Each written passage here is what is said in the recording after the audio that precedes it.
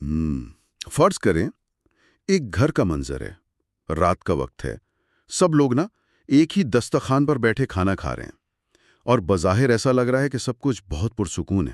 ہاں بالکل، ایک عام سا خاندانی ماحول۔ بالکل، لیکن اگر آپ تھوڑا غور کریں نا ان کے درمیان ہونے والی بات چیت پر یا اصل میں بات چیت کے نہ ہونے پر، تو آپ کو محسوس ہوگا کہ وہ سب ایک دوسرے سے کوسوں دور ہیں۔ صحیح۔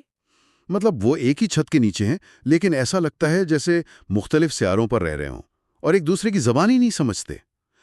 یہ کوئی سائنس فکشن فلم کا منظر نہیں ہے۔ نہیں، یہ تو آج کل ہر دوسرے گھر کی کہانی بن چکی ہے۔ بالکل، یہ والدین اور اولاد کے رشتے کی ایک نہایت عام لیکن سچ کہوں تو بڑی تلخ حقیقت ہے، اور آج کی ہماری اس تفصیلی گفتگو کا مقصد بھی یہی ہے کہ ہم اس بات کی گہرائی میں اتریں گے۔ یہ واقعی بہت ضروری موضوع ہے نا؟ مطلب وہ رشتہ جسے انسان کی زندگی کا سب سے محفوظ اور مضبوط قلعہ ہونا چاہیے تھا، وہ آخر اس قدر خاموش خلیج کا شکار کیوں ہو گیا ہے؟ اس موضوع کو کھوجنے کے لیے آج ہم نے ایک بہت ہی زبردست تحریر کا انتخاب کیا ہے۔ جی، اور یہ تحریر بحریہ ماڈل اسکول کراچی کی اردو ٹیچر جناب محمد فاروق راشد صاحب کی ہے۔ بالکل، اور اس اداریے کا عنوان ہی بڑا دلچسپ ہے، اولاد سے ربط کا فن وقت سے پہلے سمجھ لیا جائے تو فاصلے پیدا ہی نہیں ہوتے۔ اصل میں اس عنوان میں ہی نا مسئلے کی پوری تشخیص چھپی ہوئی ہے۔ وہ جو جملہ ہے نا، وقت سے پہلے سمجھ لیا جائے۔ صحیح۔ ہم عام طور پر یہ سوچتے ہیں کہ رشتے اگر خراب ہوتے ہیں تو کسی بہت بڑے جھگڑے یا کسی بڑی غلط فہمی کی وجہ سے ہوتے ہیں، کوئی اچانک ہونے والا واقعہ۔ ہاں، مطلب کوئی دھماکہ خیز بات ہوئی ہوگی۔ بالکل، لیکن اس تحریر کا جو سب سے طاقتور نقطہ ہے وہ یہ ہے کہ رشتوں میں فاصلے راتوں رات نہیں بنتے۔ یہ ایک بہت ہی سست اور خاموش عمل ہوتا ہے۔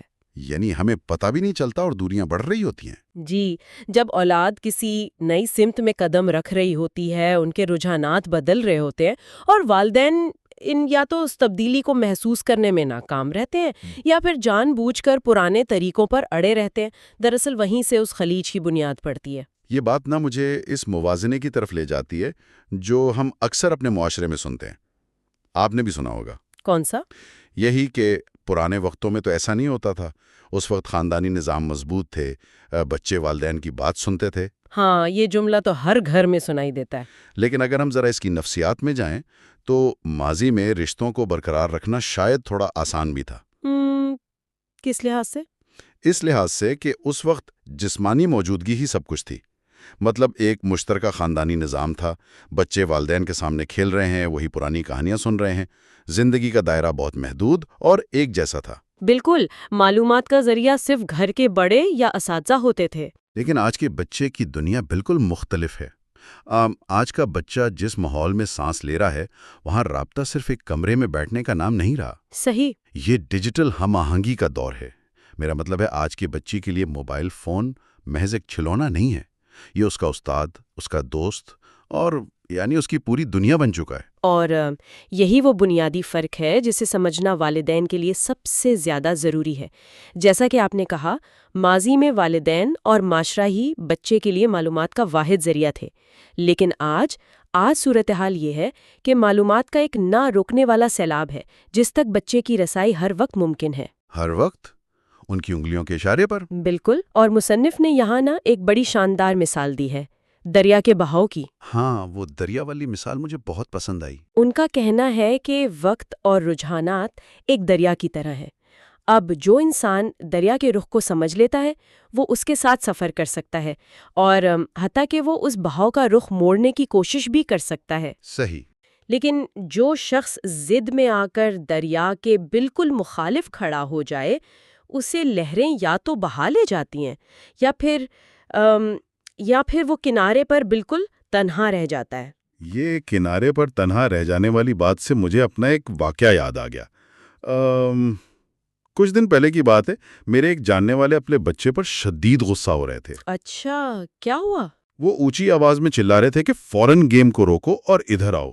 اب ہوا یہ کہ وہ بچہ کوئی on line multi player game کھیل رہا تھا اور اس بچے کے چہرے پر جو بے بسی اور الجھن تھی نا، وہ بس دیکھنے لائق تھی۔ اوہو، میں سمجھ سکتی ہوں وہ بچہ کیا محسوس کر رہا ہوگا۔ ہے نا؟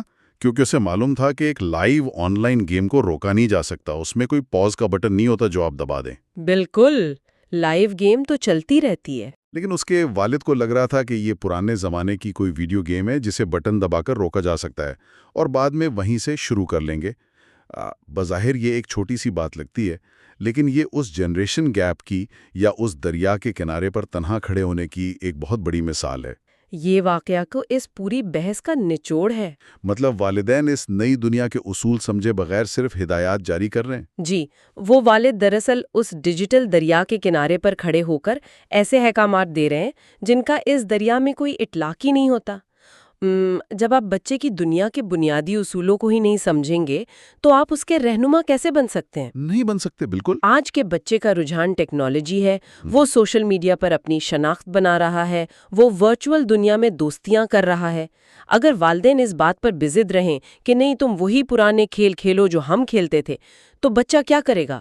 وہ مزاحمت کرے گا، یا پھر وہ چھپانا شروع کر دے گا۔ بالکل، وہ اپنی وہ ڈیجیٹل دنیا والدین سے مکمل طور پر چھپا لے گا۔ اچھا، یہاں پر میں ایک بات پر آپ سے تھوڑا سا اختلاف کرنا چاہوں گا، یا یوں کہہ لیں کہ اس خیال کو تھوڑا چیلنج کرنا چاہوں گا۔ جی بتائیے۔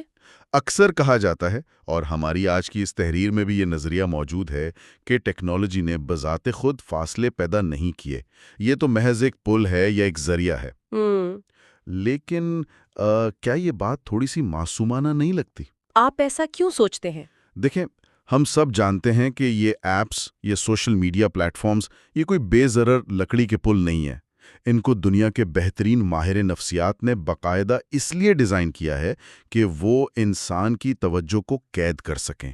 یہ لت لگانے والے الگوریدمز ہیں۔ یہ بات تو آپ کی بالکل درست ہے۔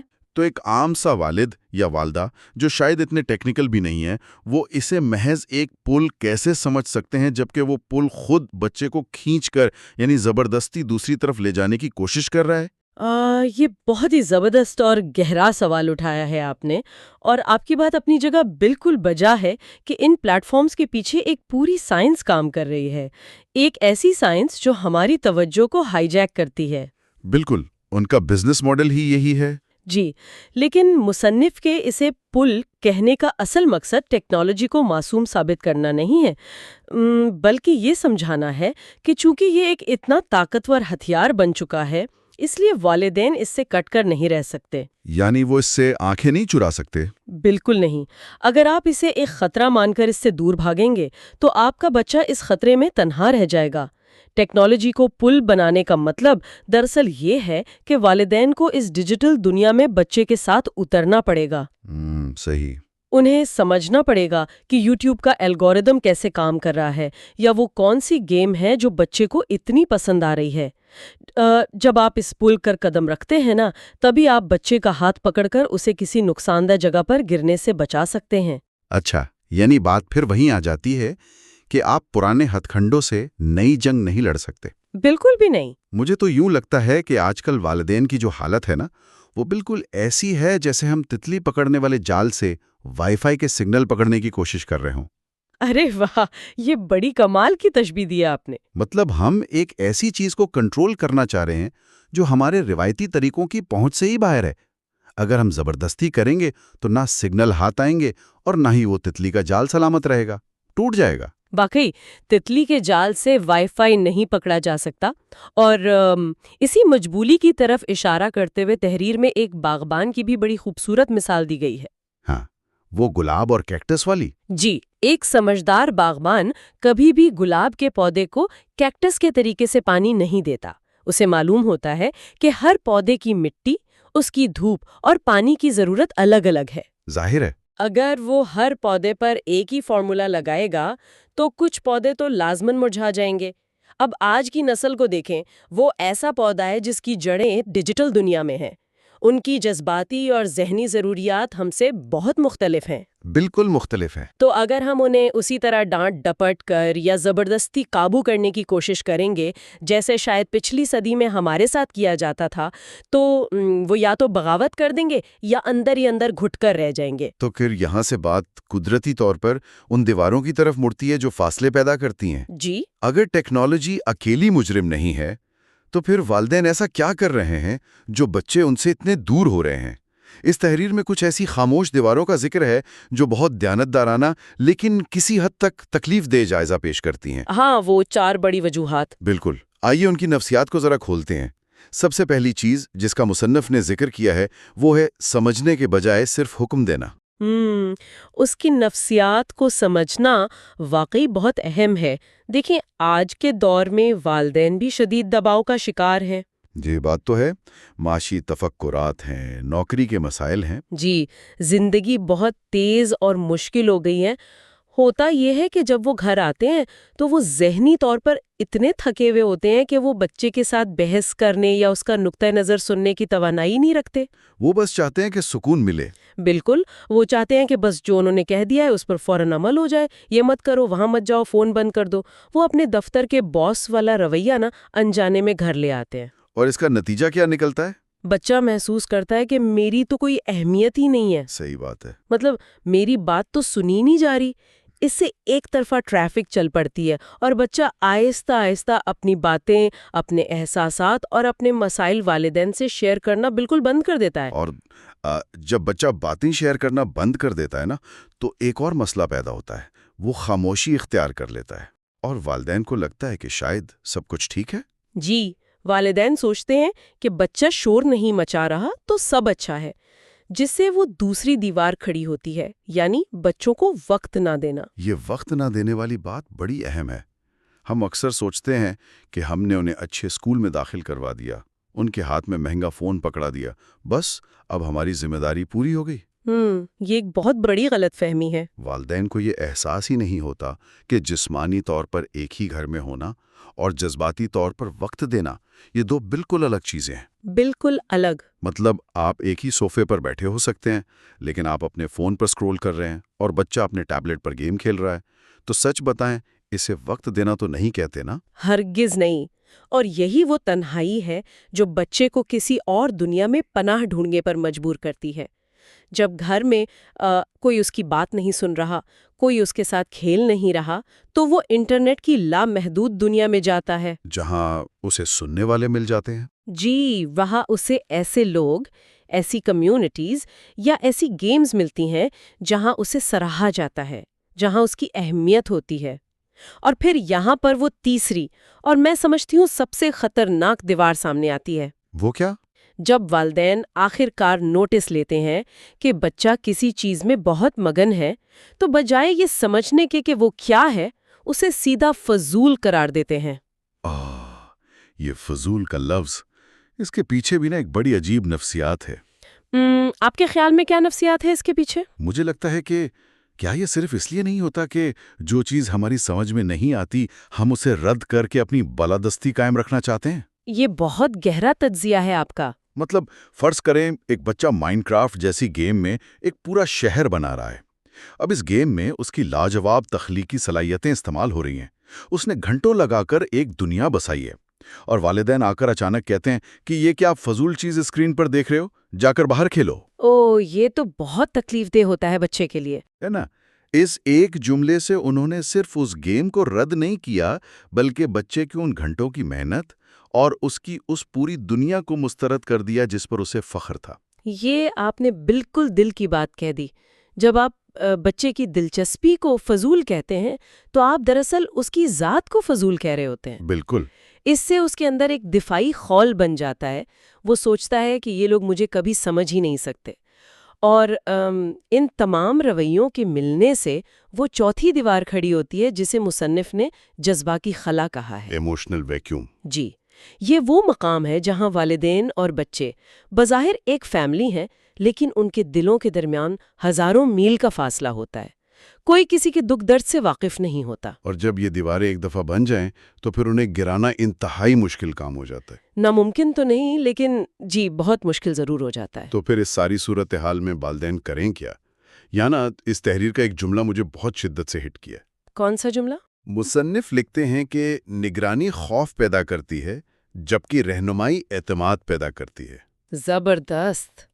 اب اگر کوئی والد یا والدہ اس فرق کو عملی زندگی میں لانا چاہیں تو وہ کیسے لائے؟ کیا ہم یہ کہہ رہے ہیں کہ جب وہ بچے کو کسی نئی ایپ پر دیکھیں تو جاسوسوں کی طرح اس کا فون چیک کرنے کے بجائے صرف یہ پوچھ لیں کہ یہ کیا ہے، کیا تم مجھے بھی سکھا سکتے ہو؟ کیا اس طرح کی معمولی سی بات واقعی اتنا بڑا فرق لا سکتی ہے؟ یہ بات بظاہر بہت معمولی لگتی ہے، لیکن نفسیاتی طور پر یہ ایک بہت بڑی کلا بازی ہے۔ اچھا، کیسے؟ دیکھیں، جب آپ نگرانی کے مائنڈ سیٹ میں ہوتے ہیں تو آپ کی باڈی لینگویج، آپ کا لہجہ، سب کچھ تھانے داروں والا ہوتا ہے۔ آپ غلطی پکڑنے کے لیے تیار کھڑے ہوتے ہیں۔ ہاں، جیسے تفتیش ہو رہی ہو۔ بالکل، اس سے بچہ خوفزدہ ہوتا ہے اور وہ جھوٹ بولنا یا چیزیں چھپانا سیکھتا ہے۔ لیکن جب آپ ایک طالب علم بن کر اس کے پاس جاتے ہیں اور کہتے ہیں یار یہ تم نے کیسے کیا، ذرا مجھے بھی بتاؤ، تو آپ اسے ایک رتبہ دے رہے ہوتے ہیں۔ آپ اس کی مہارت کو تسلیم کر رہے ہوتے ہیں۔ آپ اس کے شوق کو اہمیت دے رہے ہیں۔ رہنمائی کا مطلب یہ بالکل نہیں ہے کہ آپ ہر وقت لیکچر دیں۔ رہنمائی کا مطلب یہ ہے کہ آپ اس کے ساتھ مل کر چلیں۔ صحیح۔ جب بچہ یہ دیکھتا ہے کہ میرے والدین میری دنیا میں دلچسپی لے رہے ہیں، وہ بھی مجھے جج کیے بغیر، تو اس کے اندر وہ اعتماد پیدا ہوتا ہے، اور اسی اعتماد کی بنیاد پر وہ کل کو اگر کسی آن لائن خطرے یا سائبر بلنگ کا شکار ہوتا ہے تو وہ ڈرنے کے بجائے سب سے پہلے آ کر آپ کو بتائے گا، اور یہی والدین کی اصل کامیابی ہے۔ یہ تو ہو گئی آج کے دور کی بات، لیکن مصنف نے ایک قدم آگے جا کر مستقبل کی طرف بھی اشارہ کیا ہے۔ جی، مستقبل کی تیاریاں۔ اگر آج کے ٹیکنالوجی کے دور نے ہمیں اتنا الجھا دیا ہے تو آنے والا وقت جس میں مصنوعی ذہانت یعنی AI ہماری روزمرہ زندگی کا حصہ بن رہی ہے، وہ تو اور بھی تیزی سے تبدیلیاں لائے گا۔ بالکل، بہت تیز تبدیلیاں آ رہی ہیں۔ دنیا کے کام کرنے اور سیکھنے کے طریقے بالکل بدل جائیں گے۔ تو اس آنے والے طوفان کے لیے ہم اس رشتے کو جسے ہم کہتے ہیں فیوچر پروف کرنا، وہ کیسے کر سکتے ہیں؟ مستقبل کی تیاری کا ایک ہی کلیہ ہے، اور وہ ہے خود کو مسلسل بدلنے کے لیے تیار رکھنا۔ Learning mindset. بالکل۔ جو والدین اس خوش فہمی میں ہیں کہ انہوں نے ایک بار بچے کی پرورش کے طریقے سیکھ لیے تو اب وہ ساری زندگی چلیں گے، وہ بہت جلد ناکام ہو جائیں گے۔ وقت بدل چکا ہے۔ AI کے اس دور میں جہاں بچے شاید مشینوں سے وہ سب کچھ سیکھ رہے ہوں گے جو ہم سوچ بھی نہیں سکتے، وہاں والدین کا کردار استاد سے زیادہ ایک سہولت کار اور ایک جذباتی پناہگاہ کا ہو جائے گا۔ جذباتی پناہگاہ، یہ بہت خوبصورت لفظ ہے۔ جی، ٹیکنالوجی کتنی ہی ایڈوانس کیوں نہ ہو جائے، وہ کبھی بھی ایک ماں یا باپ کی محبت، اس کے لمس اور اس کی ہمدردی کا متبادل نہیں بن سکتی۔ مشین کے پاس دل تو نہیں ہے نا؟ بالکل۔ مصنف کا سب سے اہم پیغام بھی یہی ہے کہ تمام تر ڈیجیٹل ہنگاموں کے باوجود اصل چیز دل کا ربط ہے۔ اگر دل جڑے ہوئے ہیں تو بچہ دنیا کے کسی بھی کونے میں ہو یا کسی بھی ورچوئل دنیا میں گم ہو، وہ ہمیشہ پلٹ کر آپ کے پاس ہی آئے گا۔ دل کا ربط، یہ واقعی ایک بہت گہری بات ہے، اور اسی بات کو سمیٹتے ہوئے مجھے تحریر کے آخر میں دی گئی وہ تشبیہ یاد آ رہی ہے جس میں مصنف نے اولاد کے رشتے کو ایک زندہ پودے کے مشابہ قرار دیا ہے۔ بہت ہی پیاری مثال ہے نا؟ ہم پودے کو زمین میں لگا کر یہ سوچ کر نہیں چھوڑ سکتے کہ اب یہ خود ہی پانی پی لے گا اور بڑا ہو جائے گا۔ ایک زندہ پودے کو ہر روز کی بنیاد پر دیکھ بھال، مناسب روشنی، کھاد اور توجہ کی ضرورت ہوتی ہے۔ بالکل، روزانہ کی بنیاد پر۔ اگر ہم اسے وقت پر پانی دیں اور اس کی ساخت کو سمجھ کر اس کی کاٹ چھانٹ کریں تو وہ ایک دن ایک تناور درخت بن جاتا ہے جس کے سائے میں خود ہم سکون پاتے ہیں۔ لیکن اگر ہم اپنی مصروفیات کا بہانہ بنا کر اس سے غافل ہو جائیں تو وہ سوکھ جاتا ہے یا کسی اور سمت مڑ جاتا ہے۔ صحیح۔ اولاد کا رشتہ بھی بالکل یہی تقاضا کرتا ہے۔ یہ ایک مسلسل سرمایہ کاری ہے جو والدین کو اپنے وقت، اپنی انا کو ایک طرف رکھ کر اور اپنی محبت کی صورت میں کرنی پڑتی ہے۔ اور اس سرمایہ کاری کا وقت کل نہیں ہے، آج ہے، بلکہ میں تو کہوں گی ابھی ہے۔ بالکل ابھی۔ اگر ہم یہ سوچتے ہیں کہ بچہ تھوڑا اور بڑا ہو جائے گا پھر ہم اس کی دنیا کو سمجھیں گے، تو یاد رکھیں کہ دریا کا پانی کبھی رکتا نہیں۔ جب تک آپ دریا میں اترنے کا فیصلہ کریں گے، بچہ خلیج کی دوسری طرف بہت دور جا چکا ہوگا۔ بہت دور جا چکا ہوگا۔ اس لیے یہ بہت ضروری ہے کہ ہم آج ہی سے اپنے رویوں کا جائزہ لیں اور دیکھیں کہ کہیں ہم نادانستگی میں اپنے ہی ہاتھوں سے وہ خاموش دیوانے تو نہیں چن رہے۔ جی بالکل، ہمیں اپنا جائزہ لینا ہوگا۔ لیکن اس ساری گفتگو کو انجام تک پہنچاتے ہوئے میرے ذہن میں ایک خیال آ رہا ہے جس نے مجھے واقعی تھوڑی الجھن میں ڈال دیا ہے۔ اچھا، وہ کیا؟ اور میں سمجھتا ہوں کہ یہ وہ سوال ہے جس پر ہم سب کو بڑی گہرائی سے سوچنا چاہیے۔ دیکھیں، ہم نے آج کے اس تجزیے میں یہ تو بہت تفصیل سے ڈسکس کیا کہ ہمیں اس ڈیجیٹل دور میں اور مصنوعی ذہانت کی آمد کے ساتھ اپنے بچوں کا محض نگران نہیں بلکہ رہنما بننا ہے۔ بالکل، ہم نے یہی طے کیا ہے۔ ہمیں ان کے ساتھ اس پل پر چلنا ہے، لیکن ایک لمحے کے لیے ذرا اس کے برعکس صورتحال کا تصور کریں۔ یعنی اگر ہم ایسا نہ کریں؟ ہاں، سوشل میڈیا اور انٹرنیٹ کی جو پیچیدہ الگورتھم ہیں وہ دن رات بچے کی پسند، ناپسند، اس کے خوف اور اس کی خوشیوں کا ڈیٹا اکٹھا کر رہے ہیں۔ وہ بچے کو اس کے والدین سے بھی زیادہ جاننے لگے ہیں۔ یہ ایک بہت خوفناک حقیقت ہے۔ تو اگر ہم یعنی والدین ایک قدم پیچھے ہٹ کر وہ رہنمائی فراہم نہیں کرتے، اگر ہم انہیں وہ جذباتی سہارا اور وقت نہیں دیتے جس کی انہیں تلاش ہے، تو کیا یہ الگورتھم اور یہ ایپس خاموشی سے اس خالی جگہ کو نہیں بھر دیں گی؟